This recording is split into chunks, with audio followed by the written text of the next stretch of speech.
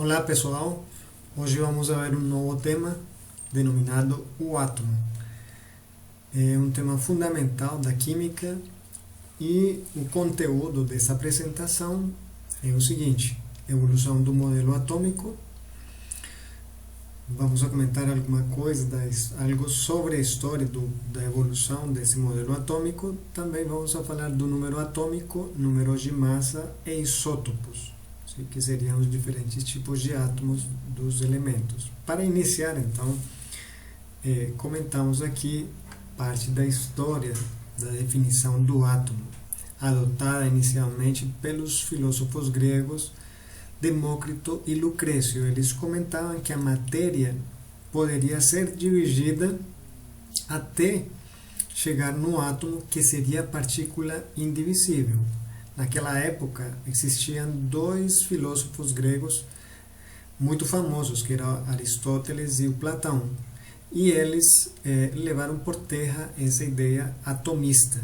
E eles comentaram: não, a matéria está constituída principalmente por água, terra, ar e fogo. Com ela nasce também a alquimia, com essas ideias do Platão e Aristóteles. A alquimia procurava a pedra filosofal, a transmutação dos metais em ouro e o elixir da vida.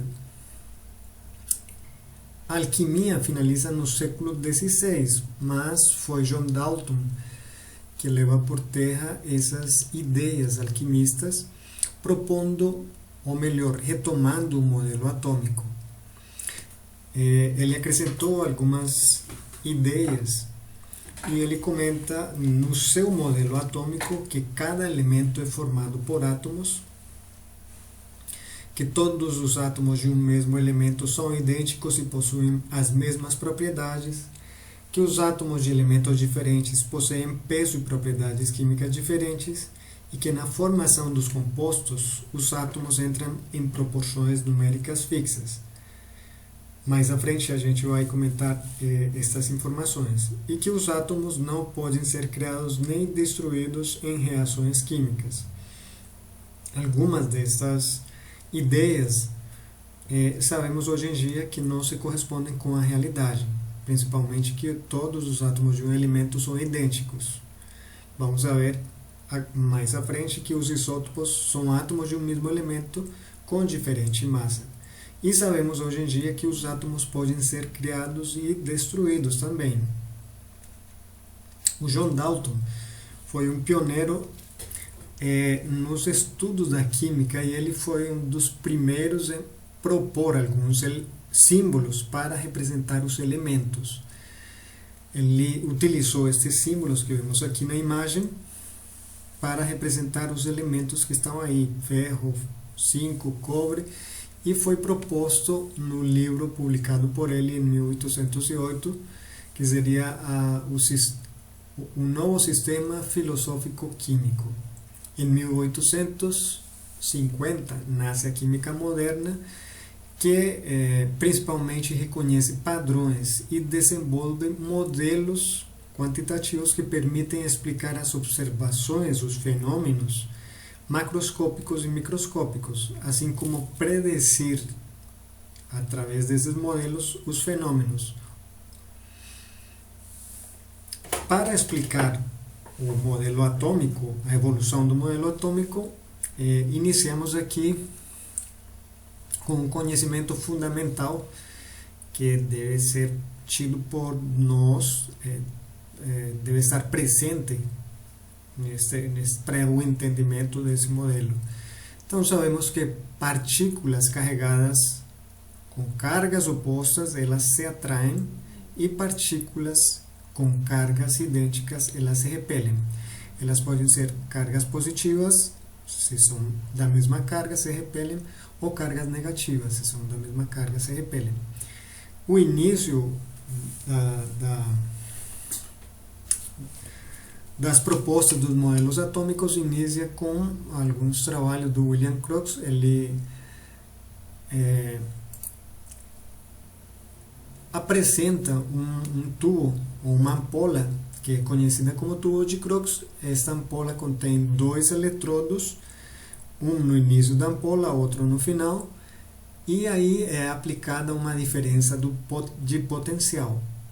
Dentro da ampola se extrai a maioria do gás, se faz vácuo, e se existem materiais fluorescentes, se observa uma radiação que sai do ânodo para o cátodo. Sim?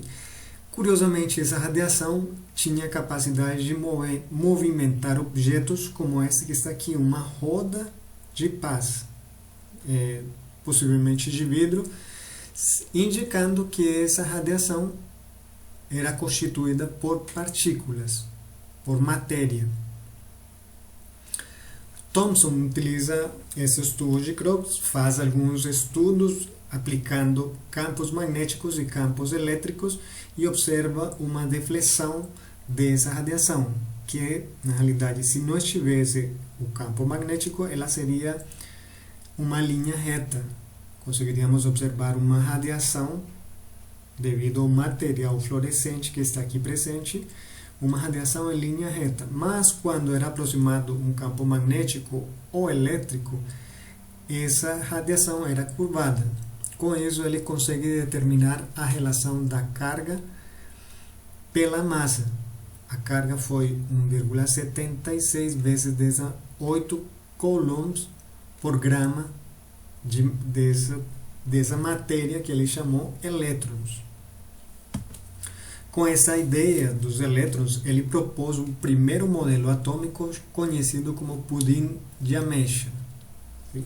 Nesse modelo, ele sugere que a matéria está composta por elétrons, lembrando que os elétrons são observados nos raios catódicos, essas partículas carregadas negativamente, e como a matéria é neutra, então deveria ter o mesmo número de partículas carregadas positivamente. Neste caso, ele propõe que ela está distribuída homogeneamente na matéria. Posteriormente, Antaro Nagaoka ele sugere que a carga positiva está localizada num núcleo, no centro do átomo, e os elétrons estariam em volta desse núcleo. Um outro trabalho realizado pelo Sr. Robert Millikan mostra que a carga mínima que pode ser retirada da matéria é conhecida como carga fundamental e se corresponde com a carga de um único elétron. Então, temos aqui uma imagem do experimento que o Sr. Robert Millikan realizou. Temos um borrifador que gera gotículas de óleo que conseguem atravessar um buraco que está nesta lâmina, representada por uma lâmina metálica.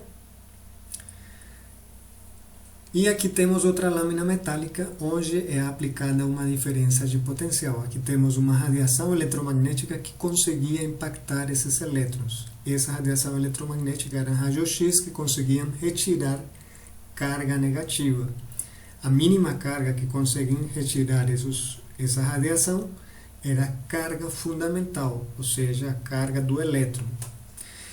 Uma gota, então, ela poderia perder um elétron, 2 elétrons, 3 elétrons, e dependendo da carga, e dependendo da carga dessa gotícula, então ela seria atraída por esse eletrodo aqui, ou repelida, dependendo da voltagem e da carga desses eletrodos.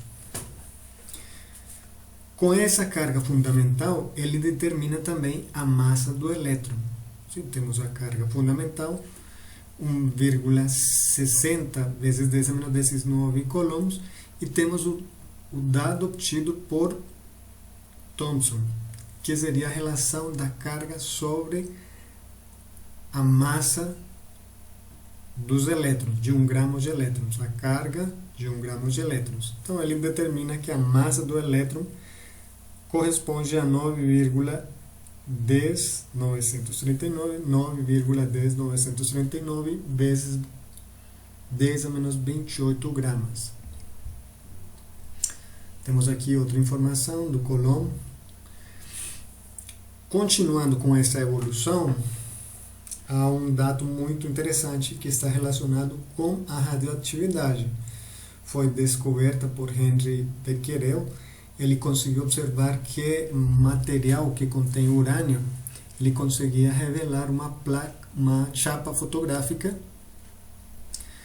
e estudos posteriores mostraram que a emissão desses materiais radioativos estava composta principalmente por raios beta, raios gama e raios alfa. Raios beta eram atraídos por lâminas com carga positiva, sim? Placas de carga positiva. Os raios alfa eram atraídos por lâminas com carga positiva, indicando que os raios beta eram os elétrons e os raios alfa eram prótons, no caso, prótons de hélio. Os raios gama não são atraídos por cargas nem positivas nem negativas. Os raios gama correspondem à radiação eletromagnética. Aqui temos uma imagem de Marie Curie, que ela descobre outros materiais radioativos como o rádio e o polônio. Normalmente o material radioativo ele emite essas partículas e se transforma em outros átomos, contradizendo então a teoria de John Dalton. Então lembremos, partículas alfa, ou raios alfa, são núcleos de hélio, sim? São dois prótons que estão sendo emitidos por materiais que são radioativos. Essas partículas alfa foram utilizadas por Rutherford e Geiger e Marsden num experimento muito interessante. Eles utilizaram para impactar uma lâmina de ouro. Se o modelo de Thomson fosse verdade, essas partículas alfa conseguiriam atravessar facilmente a lâmina de ouro, sem nenhum obstáculo. Todas as partículas alfa deveriam atravessar essa lâmina de ouro. Aqui, nessa imagem, observamos um material radioativo, as partículas alfa sendo emitidas, impactando a lâmina de ouro, e as linhas vermelhas, elas representam então as partículas alfa. E aqui vemos que algumas atravessaram diretamente a lâmina de ouro, mas outras foram desviadas do percurso e até voltaram. Algumas dessas partículas conseguiram voltar. Rutherford então faz uma proposta interessante que é muito similar ao modelo de Antaro Nagaoka, onde o núcleo concentraria cargas positivas e nas camadas exteriores, em volta desse núcleo, estariam os elétrons. Aqui vemos uma imagem que representa os núcleos por esferas vermelhas e as camadas de elétrons por uma esfera maior, de cor um pouco marrom. Portanto, os núcleos de hélio, que seriam as partículas alfa, representadas por esferas azuis, elas conseguiriam facilmente atravessar as camadas dos elétrons. Sim? Seria um maior número de partículas alfa que conseguiriam atravessar essa lâmina de ouro. Mas aquelas partículas que impactam diretamente com os núcleos, elas são refletidas por esses núcleos, que seria mais ou menos o que eles observaram. A proposta do Rutherford então estaria aqui: um núcleo contendo prótons e nêutrons, e os elétrons estariam orbitando o núcleo. Mas, neste caso, nesta representação, nesse modelo, ele não comenta sobre a energia desses átomos, a energia, melhor, desses elétrons. esses elétrons poderiam estar a qualquer distância, poderiam ter qualquer energia, e esses elétrons, portanto, como têm uma carga contrária à carga do núcleo, eles entrariam em colapso, ficariam muito próximo do núcleo e não seria correto com a estabilidade dos átomos. Então esse modelo não mudou posteriormente devido a que não conseguia explicar a estabilidade dos átomos. Um modelo que foi posteriormente desenvolvido, o modelo atômico de Bohr, ele considera a quantização desses elétrons. Então, os elétrons não podem estar em órbitas que apresentem qualquer valor de energia. Eles devem possuir determinados valores de energia que estariam quantizados. E ele observou isso, ou sugeriu este modelo, analisando os espectros dos átomos de hidrogênio. Então, temos aqui, nesta imagem, a representação desse experimento. Temos hidrogênio aqui dentro e temos alguns eletrodos com uma diferença de potencial muito alta, que faz com que os átomos se excitem, ou melhor, os elétrons dos átomos se excitem, passem para uns níveis de energia maiores e emitam energia. Segundo o modelo de Rutherford, eles poderiam emitir todos os valores energéticos. Mas aqui, nesse experimento, foi observado unicamente determinados valores de energia, determinados valores da radiação que era emitida por esses átomos de hidrogênio excitados. O Bohr consegue explicar como as transições, os elétrons estão em determinadas camadas energéticas, eles são excitados para níveis mais elevados e quando voltam, eles emitem radiação eletromagnética, mas unicamente alguns valores são permitidos. Então, esse foi o modelo mais aceito. Existe um modelo mecânico quântico que é um modelo que é aceito atualmente na química. Então, o modelo de Rutherford, temos um núcleo com os prótons e nêutrons, e os elétrons estão envoltos em camadas que possuem energias quantizadas. O átomo, ou a estrutura atômica, então hoje em dia reconhecemos que temos os elétrons em camadas, os núcleos desses átomos comportam prótons e nêutrons. Nêutrons são partículas que não possuem carga, foram descobertos por James Chadwick. E vemos aqui algumas outras características. Carga do elétron, menos 1,60 vezes 10 a menos 19 coulombs. A carga do próton seria a mesma, só que ela seria uma carga positiva.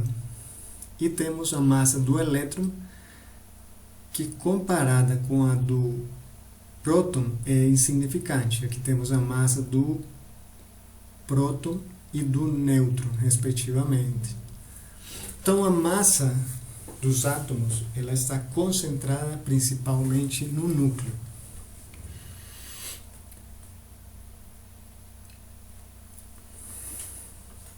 Vamos ver agora algumas definições de número atômico, número de massa e isótopos. O número atômico é representado pela letra C, o número de massa pela letra A. O número atômico é o número de prótons que estão presentes no núcleo de um determinado átomo.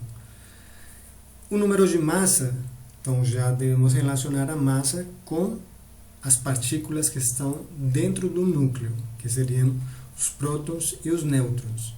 Normalmente podemos representar um elemento da tabela periódica com a letra X. Pode ser outra letra também, mas normalmente utilizada a letra X. E o número de massa é representado na parte esquerda superior. o número atômico na parte esquerda inferior, pela letra C e pela letra A. Os isótopos são átomos de um mesmo elemento, ou seja, têm o mesmo número atômico, mas apresentam diferente número de massa. Sabemos que o número de massa seria igual ao número de prótons mais os nêutrons. Temos aqui três exemplos dos isótopos de carbono. Então temos o carbono 12, carbono 13, carbono 14.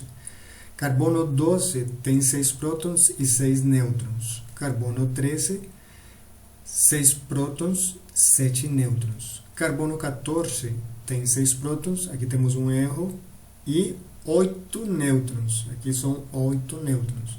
E essas são as porcentagens em que esses elementos ou esses isótopos são encontrados na natureza. Aqui temos um outro exemplo, os isótopos do átomo de hidrogênio. Temos o prótio, deutério e trítio. O prótio ele não apresenta nêutrons dentro do núcleo, unicamente um próton. Já o deutério apresenta um nêutron e o trítio apresenta 2 nêutrons e um próton. Gente, espero que tenham gostado da aula. A gente se vê na próxima.